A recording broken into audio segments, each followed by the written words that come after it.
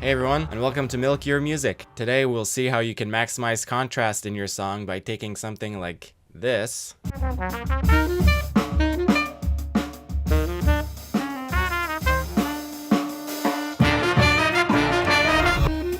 to something like this.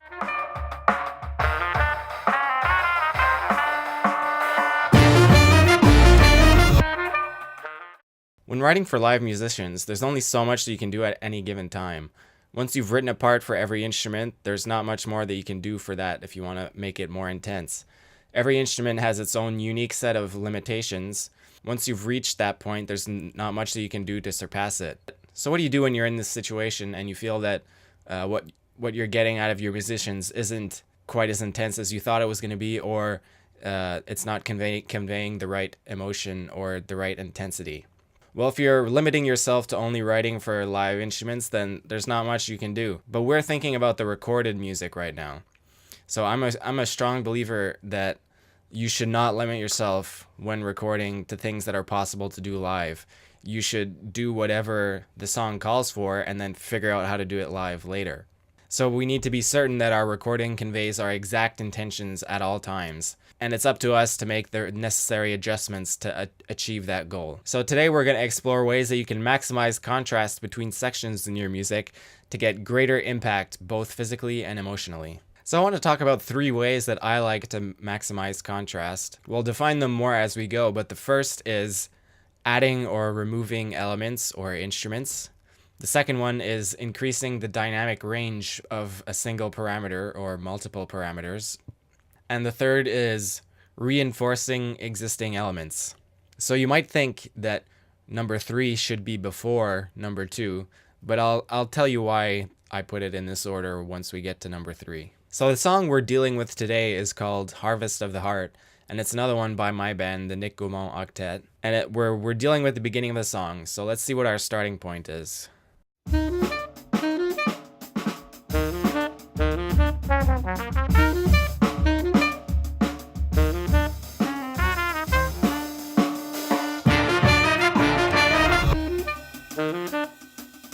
So let's say we want to make it sound as live as possible, and we want to see how far we can get without adding too much that wasn't recorded initially. So the first area I like to look at is whether or not we can add or remove elements. So we can look at the instrumentation, which would be what instruments and how many of them, and the orchestration. The orchestration to me means whether or not we're dealing with one line that's harmonized by a bunch of other instruments or counterpoint. So what you heard is exactly what's on the score, except that you'll notice that the drums were playing the whole time, which is something that we decided upon during rehearsals. So you can see that texture-wise, we're pretty much as contrasting as we can be, because the first few bars, there's no more than one horn playing at a time. There might be some overlaps like here and here, but really all we're hearing is one horn playing at a time. Contrast that with the next section, which is all horns playing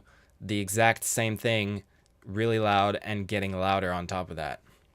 So in terms of adding instruments or elements in a live context, we can't really add anything because this is basically our maximum. You might be thinking that we could harmonize the horns to make it sound bigger, but actually in this case I think that having them in unison and spread across a few octaves makes it sound bigger, because it sounds like one huge thing as opposed to one thing with stuff supporting it. So we know that we can't and don't want to add anything to the loud part, because that's pretty much effectively conveying what our maximum is. But maybe we can increase the contrast by removing elements before it. We only have 2 options here. One is to either remove some of the horns or to remove the drums. So removing one of the horns would not really help us in terms of increasing the contrast between the first section and the second one, because basically what we have here is just one line that is separated out between the horns. So if we were to remove one horn, then we would have a hole in the line. That wouldn't really affect contrast at all. So let me show you that. So let's just say that we were to arbitrarily remove the tenor. This is what that would sound like.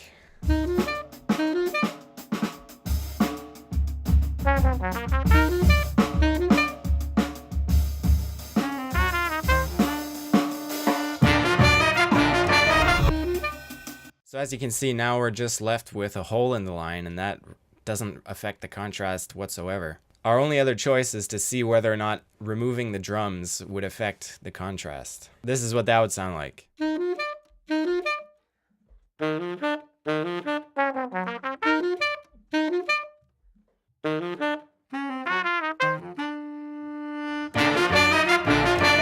So to me, that just sounds lame.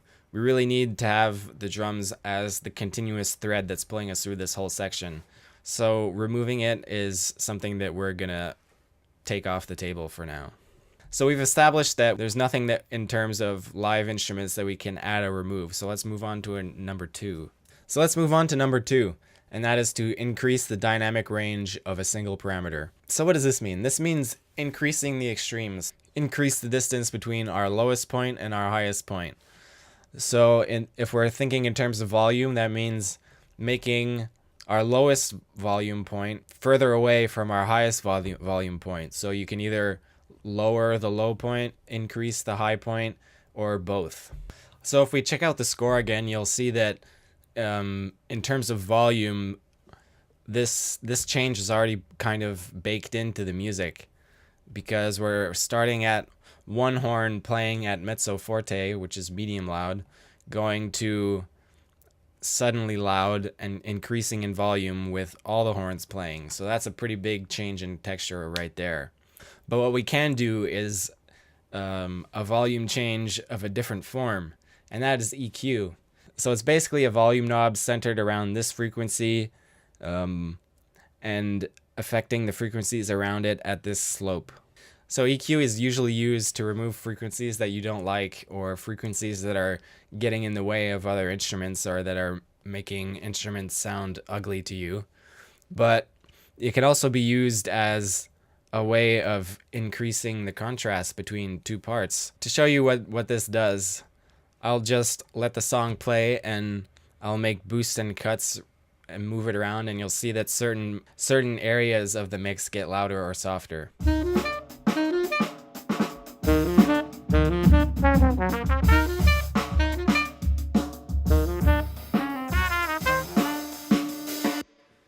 So this can effectively sound like a volume change and a change of sound at the same time. And this is something that I love to explore. So one way that we can use this to increase contrast is to make it a sound lo-fi. So what lo-fi means is, that means low fidelity, which would be the opposite of high fidelity. So low fidelity would mean that you're missing frequencies because the entire range that human hearing can hear is not present. The easiest way to do that is to filter out a lot of the highs and filter out a lot of the lows. So let's explore what that could sound like.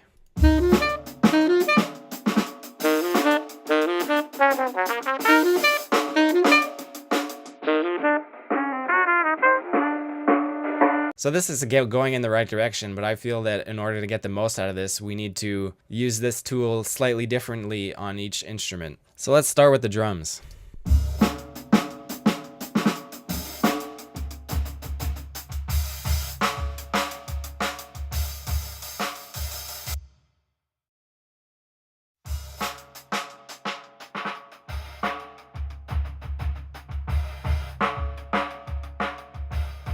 So that's a pretty good starting point. So let's move on to the saxes.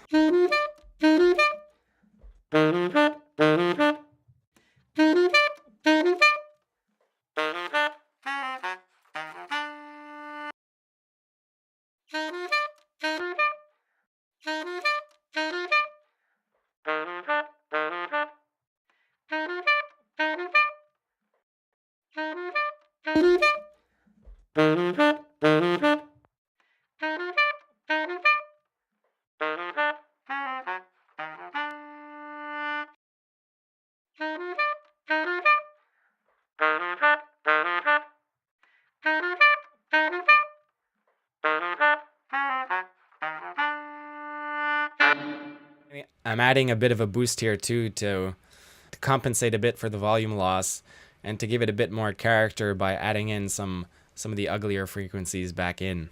So let's move on to the trumpet. So because the trumpet and trombone are pretty different in character, what we're going to need to do here is to do those separately.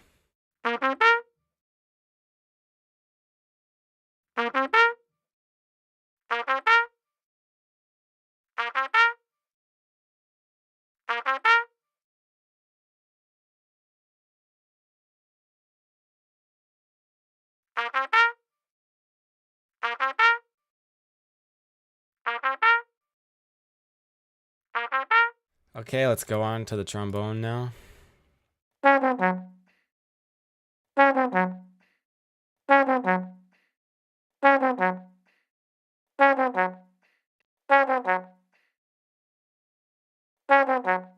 So because this instrument is playing lower, we're going to want to keep some of the more lower frequencies there.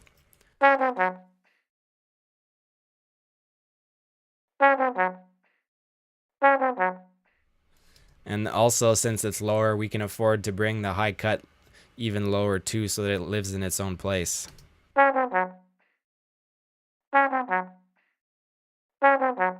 So there's a bit of a frequency in here that's kind of nasally and that's kind of bothering me, so I'll just take that out right now.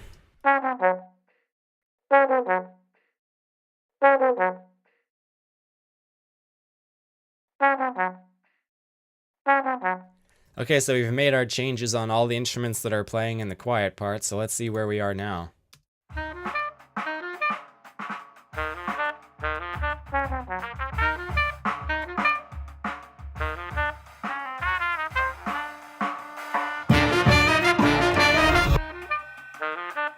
So at this point, let's go on a small tangent. I feel that we're pretty close to where we need to be in terms of the sound, but there's missing some vibe to it, and it's important to do this now because it's fresh in your brain, and if you wait till later, you might not remember what you want it to sound like. So it's kind of beyond the scope of what I want to talk about in the video, but I'll just briefly touch on things that I did to add some character to this part. So let's start with just the drums. So I wanted to add some punch, some smack. So there's two things that you can do with that. So that's to add some pretty aggressive compression. Also, you can add a transient designer to affect the envelope of the sound. So let's see what the compression is doing.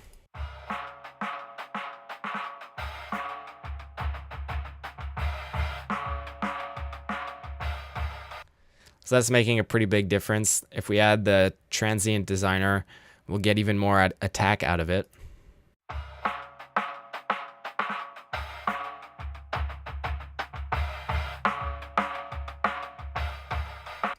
So that's nice and punchy.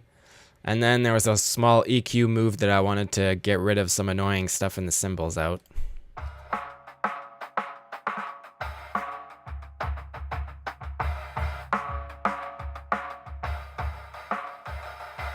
So next we're going to move on to the saxes. So in addition to our original EQ move, I thought that we could add some distortion to add some grit to it. Next, some compression to add a bit more punch to it.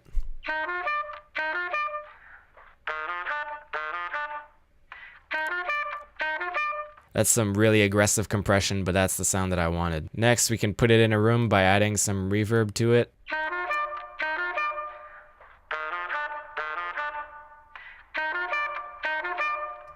So next, on the trumpet, I felt that we could also add some distortion and then some compression again.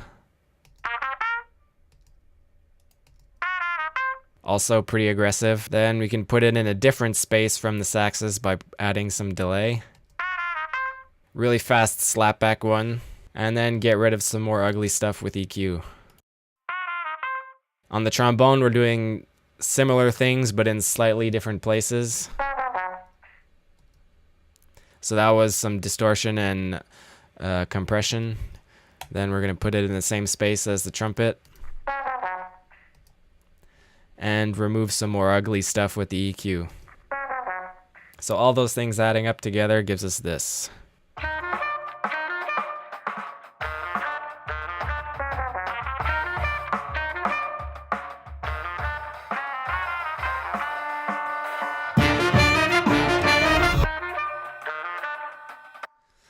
So at this point, we've established that, number one, we didn't want to add or remove any instruments in terms of the live instrumentation. And number two, we increased the dynamic range of one parameter, which was the volume/EQ, between the first section and the second section. So at this point, it's sounding pretty good, but there's even more that we can do in terms of maximizing the contrast. Now we get on to number three, reinforcing of existing elements. So what that means is adding stuff to double existing instruments with slightly different sounds. The reason why I put this one last and as opposed to second is because I want to see how much I can do to increase the contrast by what I wrote in the first place and what I can do to change the sound, because those are probably the least amount of work that you can do.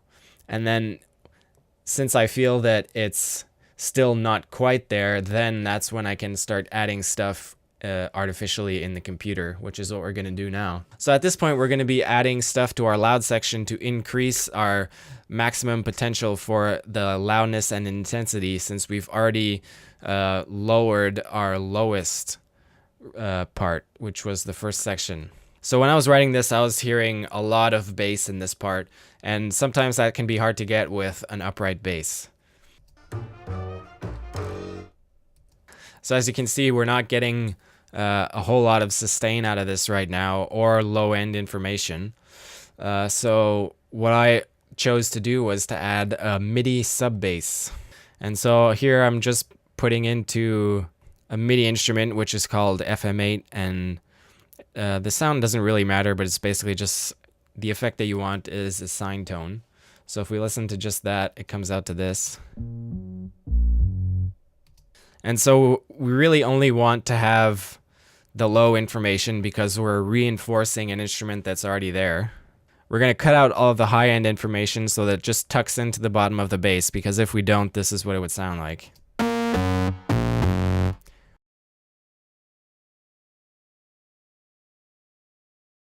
Which is obviously not desirable in this case. So let's see what that sounds like with the actual bass. So it's subtle, but it adds a bit of sustain and some lower information too. So next I wanted to reinforce a bit of the piano, so this is what we start with. So what I wanted to add to that was some more low information to really reinforce that left-hand bass line. So similar to what we did with the bass, I wrote in a left-hand piano part to a MIDI piano. So I just used the stock Ableton piano, MIDI piano, and just EQ'd it to tuck into the piano. So this is what we ended up with. So let's hear how that complements the piano. So without the MIDI.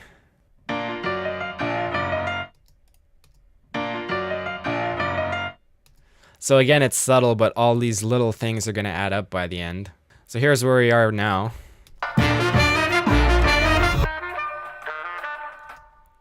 So we're getting there, not quite there yet.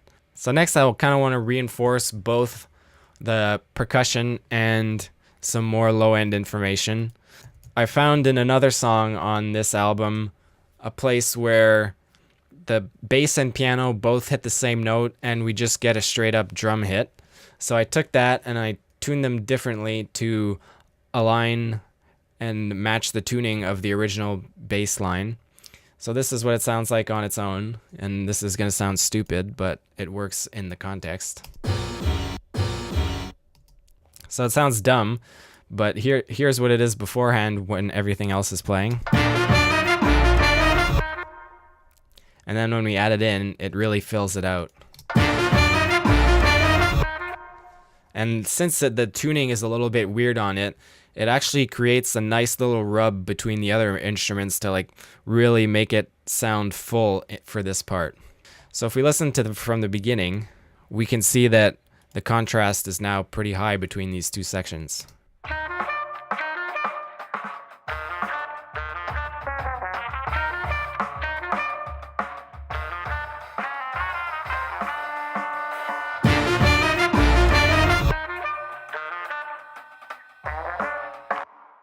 So So it's important to note all those changes we made to the first section have been automated to turn off during the second section, so that we go from our lo-fi sounds to our full-bodied natural sounds in the second section.